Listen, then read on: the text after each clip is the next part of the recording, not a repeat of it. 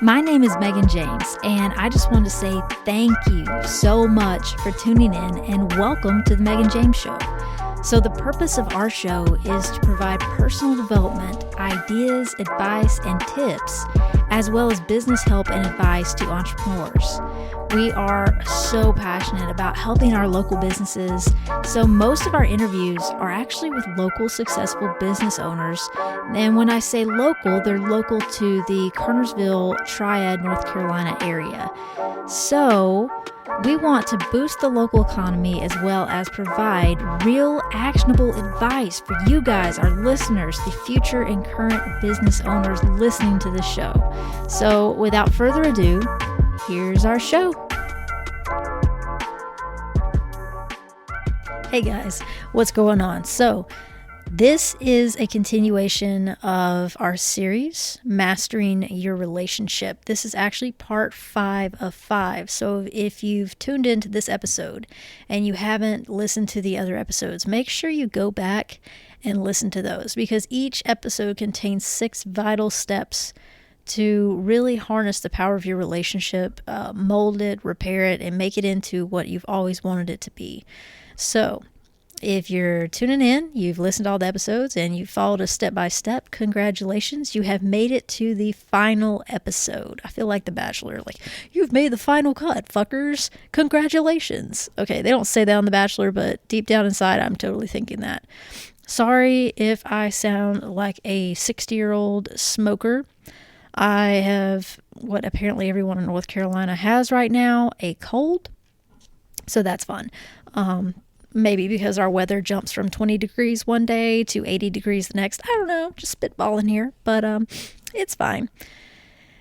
On that note, guys, we're going to get this started with the last of our 6 steps, okay? So last week we talked about several things, but the last thing we finished up on was how to know when to commit and when not to commit. So if you need any refreshers, go back and listen to that episode, because we're going to build off that today. Starting with step 25, happiness. So today, simply just be happy. Not when, if, or because, but right now. Just for its own sake. Too often, we rely on the other person in our relationship to make us feel happy, or we wait for happiness to come along, like a freaking bus, and solve everything. We may believe that once all our problems are solved, although they never really are, we'll feel happy. If you find yourself saying, we'd be happy if, or if he just blank, I'd be so happy, just go ahead and give it up right now. Because whatever is stopping you from being happy, refuse to let it stop your happiness. Happiness is just a state of mind, guys, and nothing will ever make you happy other than simply deciding to be so. Take the active decision to be responsible for your own happiness and to choose it over unhappiness on a daily basis. All right, so let's talk about how to stay happy in a relationship. This is going to sound super generic, but it starts with thinking happy thoughts. It's true. And it actually requires a conscious effort on your part to choose thoughts that make you feel good and to combat your unhappy, negative, shitty thoughts. Inner thoughts are like living things, powerful, active, and influential. So think carefully about what you allow in. Because here's the thing, guys. What you think about, what you're always focused on, you create more of. So if you're always focused on the negative, you're going to, by means, create more negative. So if you start focusing on the positive, you're going to create more positive in your life. Next, nurture good feelings for your partner. Make this one a priority, guys. Relationships begin with a lot of warmth and love. And if there's less now, then we need to aim to raise the level by concentrating on positive feelings and behaving in a warm and loving way.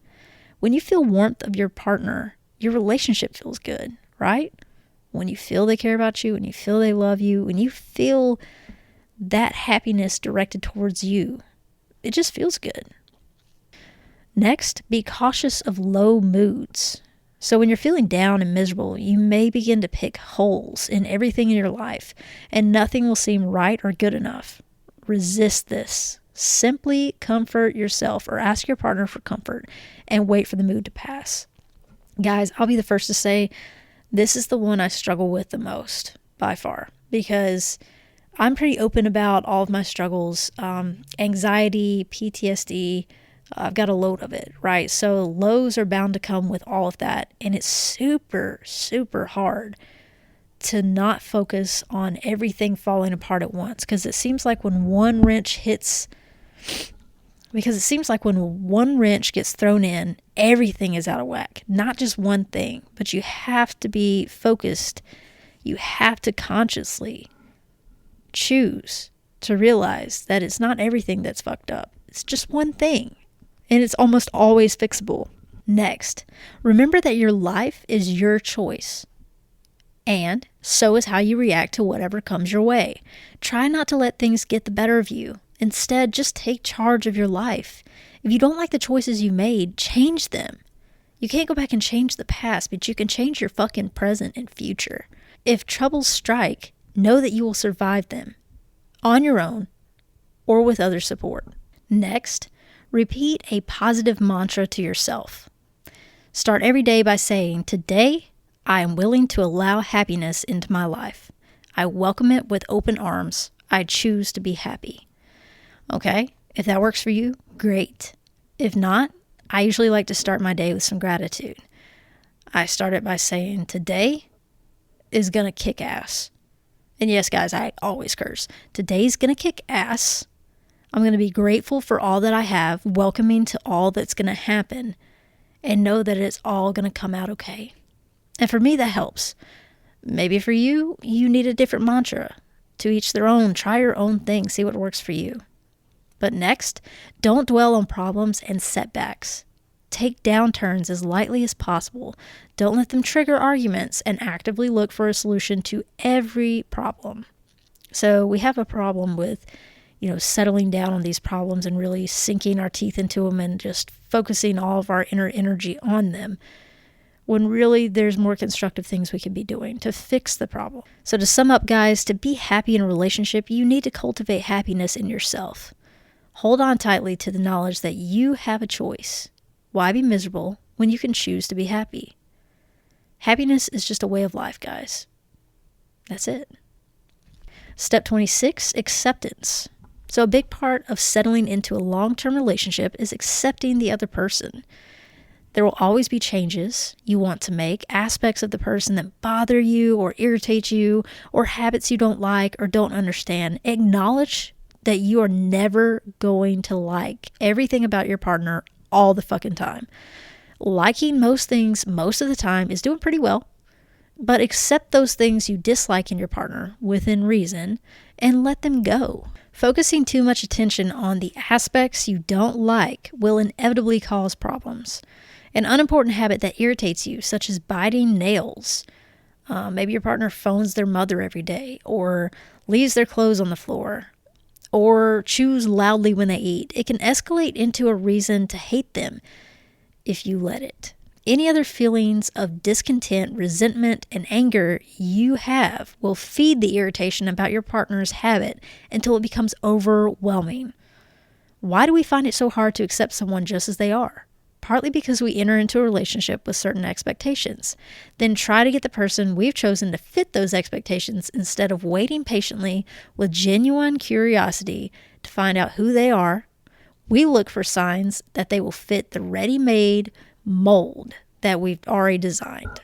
And guys, that's so true. That's one of the many reasons why I say the best way to be happy in life is not to have any fucking expectations. Because when you start expecting things of other people who you can't control, and you acknowledge you can't control other people, when you start expecting them to fit the mold that you've placed them in, you start getting disappointed really quick.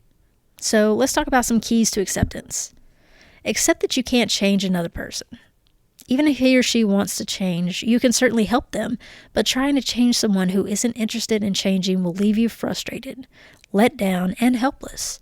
Sometimes asking the person kindly and specifically to change a particular behavior or habit works if he or she has the goodwill to do it, but that's as far as changing someone else can go. Recognize that the only person you can change is yourself. Usually when we transform ourselves in some way, other people change their response to us. So if you want your partner to stop treating you like a doormat, stop behaving like one. If you want less arguing in the relationship, take responsibility for your side of the arguments and just stop. If you want your partner to open up and talk to you, tell him or her about your own feelings and be willing to really listen to theirs. Focus on the positive. Concentrate on all you love about your partner and decide that you can live with a few irritating habits. Take the focus off the source of irritation. Try laughing about it and telling yourself, oh well, so what if he or she leaves the bathroom in a mess or is always losing their car keys? It doesn't matter. Learning acceptance frees you to set out on the path to real relationship wisdom. Remember that no one is perfect and that both our faults and our lovable qualities make us the unique individuals we are and the package deal we are together. Acceptance is the key to peace and harmony. Step 27, resolving conflict, the softly approach. Sometimes there are painful and difficult issues in a relationship which need to be discussed and sorted out, or problems that need solving. When something is troubling you or is wrong in the relationship, one of you is probably going to bring it up at some stage, and the way in which you do this is crucial. And guys, if you're in a heterosexual relationship, all too often the woman is the one who raises issues in relationships. And it's a recognized fact that men are more fearful of discussing tensions and that women are better able to confront and deal with them. These gender-specific traits stem from evolutionary patterns, so it's best to work with rather than resent them. Same-sex guys out there, keep this in mind. It still applies to you too, because if you have two confrontational women in a relationship, shit can get heated quick. But if you have two men who neither one wants to deal with confrontation, then nothing's ever going to get brought up. So one of you has to take the stand. One of you has to stand up, and one of you has to take the back burner. And you can switch roles, but it's how you resolve the conflict that matters. Get it resolved. How to raise issues in a way that leads to resolution rather than conflict. Begin softly. Launching with a full-scale attack or on an aggressive manner will switch your partner into defense mode and get you nowhere. So begin by appreciating your partner. For example, suppose the issue is that he or she is too distant and won't talk about his or her feelings. Begin by thanking them for this willingness to talk about it right now and to listen to what you have to say. Reaffirm your love and express how happy you are with him or her. Talk about the problem using I statements, sentences that focus on your feelings, such as I feel frustrated and shut down when you won't talk to me about how you feel, are easier for your partner to listen to and accept, and they avoid casting blame in their direction. Tell your partner what you would like. Be as specific as possible. For example, say, I'd really like to know how you feel about us and whether you're happy with the way the relationship is going. Keep the mood light. If the conversation gets tricky, introduce humor and keep the tone affectionate. Stop sooner rather than later. Even if you get a good response, don't push on to deal with 10 other issues that have been causing conflict. Stop. Give your partner a hug and get on with something else. Give them a rest, guys. If your partner stonewalls, that is, he or she refuses to respond or even disappears, for instance, behind a newspaper or computer or goes for a walk or something like that, just stop. This means your partner is feeling overwhelmed. Stonewalling is a stress response. It doesn't mean that he or she doesn't love you, but simply that he or she can't cope with the amount of information, emotion, and volume coming his or her way. What may feel normal to you could feel huge to your partner. If you follow, badger, or insist, he or she will disappear further for longer. So just back off and wait for another time, then make your approach soft, warm, and brief. Your partner will only respond when he or she feels safe and can actually listen to you without feeling rightly or wrongly that he or she is being ambushed. So you don't want to ambush them, guys. Give them time, give them a break, give them their space. Tread softly and solve difficult issues successfully. Step 28, nurturing. To work successfully, a relationship needs nurturing. Just like a plant, it will grow stronger and thrive if it is treated with tenderness, fed, and given the best possible advantages in the early stages. Nurturing the relationship is easy. You're in love, the relationship is the center of your life, and there are a few other demands. Later on, the responsibility can get in the way of nurturing it. To work successfully, a relationship needs nurturing. Just like a plant, it will grow stronger and thrive if it's treated with tenderness, fed, and given the best possible advantages. In the early stages, nurturing the relationship is easy. You are in love. The relationship is the center of your life, and there are very few other demands. Later on, however, the responsibilities can get in the way of nurturing it. Stress, exhaustion, financial issues, work, children, health problems, they all become major preoccupations. Many divorced couples failed to nurture their relationship and then found that it had died. Often they realized too late that they didn't want to part and that there was so much value. To value in what they had together. When the relationship is in crisis, suddenly it becomes important again, and all the other issues in life take a backseat. But by then, it's so often too late. Both partners are floundering and lost with no idea of how to rekindle that love and forge a new, even stronger union. With love and effort, it is always possible to draw back from the brink. However, it is far better never to reach this point, and the way to ensure this is through nurturing. So let's talk about how to nurture your partner. Keep the romance alive. In the early days, being romantic is easy, but later on it takes a little extra effort and thought. No matter how busy you are, make time to write a romantic note. Leave it for your partner to find, or buy a little gift, or plan a candlelit dinner. Never take each other for granted. Couples become so used to one another that they can stop noticing little details. Look at your partner with fresh eyes. Listen to what he or she says and notice the small changes. Has your partner put on a little weight? Changed what he or she wears? Have they begun frowning with worry more often? If you don't notice what's going on, you can't respond to it. Make room for surprises. Life's day-to-day routine becomes dull and predictable, and that is why surprises are awesome. Present your partner with a weekend away, or a special night out, or just a thoughtful gift. Treasure the special parts of the relationship. At the beginning, all couples have special activities that they enjoy sharing, but as time goes by, these quote-unquote luxuries often disappear. Whatever your special things are, whether it's lingering baths together, passionate, not routine sex, going for a walk, or just talking, hang on to them or enjoy finding new ones and treat them as essential. Be kind to each other. When one of you is sick, exhausted, disappointed, upset, or feeling a failure, the other needs to be his or her most sensitive and kind. Nurture your partner in whatever way he or she would most appreciate. Let him or her know that whatever goes on in the world outside, you will always love him or her just as much as before. Remember that in order to nurture the relationship, you need to nurture yourself too. Otherwise, you'll feel that you have nothing to give. Step 29. Treasure what you have. Concentrate on feeling lucky. It's the best feeling in the world, so enjoy it. Switching your mindset from unlucky or down to lucky can be hard at times. Switching your mindset from unlucky or down to lucky can be hard at times, but the effort is well worth it. The ability to treasure what you have in relationship and everything connected with it is a wonderful gift and one that we all have. All it takes is a little willingness. Often we focus on what's missing in our lives, and this applies to relationships too. What are you unhappy or discontent about at the moment? What do you wish you had or want to change? Do you wish you had more money? That your partner would change in some way? That life were easier, better, simpler? Do you want to live somewhere else? Or be slimmer, sexier, or funnier? Concentrating on what is missing or wrong is draining and requires a lot of energy, which can be far better used elsewhere. It often makes you ill and damages the relationship. It also gives the world the message that you feel discontent, and this will be fed back to you by the people around you. Remember that what you give out, you will attract. Make the decision today to be lucky and to treasure what you have. So let's talk about how to treasure your relationship. Start by acting happy.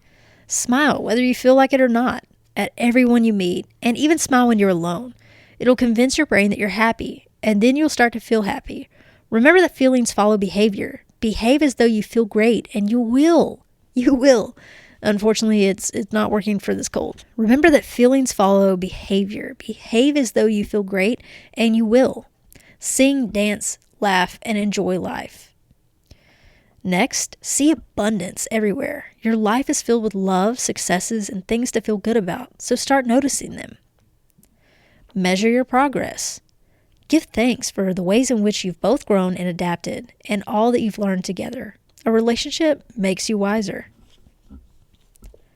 Value your health. Studies have proved that couples in long-term relationships are genuinely healthier than single people, so glow with vigor and feel content. Cultivate an attitude of gratitude. Give thanks for all you have. In bed at night, go over all the good things that have happened throughout the day. Appreciate your partner. Think about his or her good qualities, talents, and abilities, and see him or her as unique and special. Take delight in the fact that they have chosen to be with you and that you were wise enough to choose them. Treasuring what you have is simply a new habit to learn. Like any habit, it requires repetition before you can do it without thinking.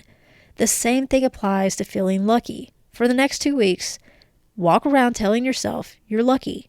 And you can be certain that before long, people will be saying, "You're so lucky. How do you do it?"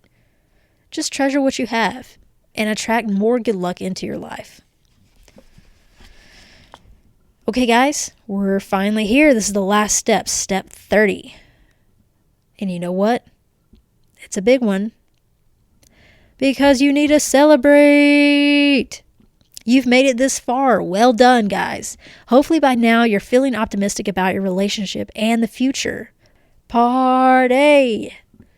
Being in a relationship is one of life's richest blessings, and if you love someone, there is nothing you can't resolve together. Congratulate yourself on getting this far and being willing to work on the relationship. Celebrate being with someone you care about so much and all the advances you've made. If you don't want to tell your partner exactly what the occasion is you're marking, simply say that you're rejoicing being with them, and that's cause enough. So let's talk about ways to celebrate your relationship. Do something different together or something familiar in a different setting. Sex in the middle of the day, or a picnic in the middle of the night, or dinner in bed. Share a treat, perhaps a cake and a cup of coffee, or champagne and caviar. Have a night out, enjoying a passionate opera, or a romantic dinner, or a sexy movie. Give each other a head-to-toe massage with sensual aromatherapy oils and scented candles. Share a candlelit bath with bubbles, music, and champagne. Try cooking dinner together, indulging in your favorite foods, and plenty of legendary aphrodisiacs such as oysters and chocolate. Take the day off from work just to be together. Shower your partner with romance, a sentimental card, a sexy present, and one for you, or an early night. Surprise your partner by kissing and making up sooner than usual after a fight, by giving in or telling him or her that life's too short to argue. Take his or her breath away by paying special attention to the way you look. Make this celebration the first of many, and don't limit yourself to just one from the above list. Try them all. Celebrate every milestone you pass, no matter how small, making this a key feature of your journey throughout life together. Celebrate the pure joy of just being together. Whatever you do in life is worth doing to the absolute best of your ability, including being in a relationship. Why settle for ordinary, mundane, okay, passable, middling, or bearable when you can have extraordinary, wonderful, exciting, satisfying, passionate, and fabulous, the kind of relationship you deserve? The choice is yours, and you make it every single day that you stay in a relationship. Promise yourself each day that if you decide to stay with this person, you will actively choose to have a marvelous life with your partner and to make the relationship as good as it can be. That's what this entire podcast series has been about, guys. We want you to have the best possible relationship you can have, the relationship that you all deserve to have. We also want to prepare you for that future relationship that you will have. Preventing the negative from overwhelming the positive will help the relationship become a balanced and fulfilling one that will last. Keep this in mind, always, and let it be your guide when making decisions. Resolve to limit conflict and pain and to nurture all that is good between you. Choose to notice and appreciate your partner and opt for love and peace over hurt and fights. Enjoy to the full the fruits of your choices, greater love, peace, and harmony. Guys, I hope that this journey has been as educational, informative, and entertaining as it has for me. I apologize if any of this was difficult to understand through my stuffy, cold nose, but I I hope you guys have found this series very useful. I seriously hope it has helped your relationships. And if you got anything from this, please let me know.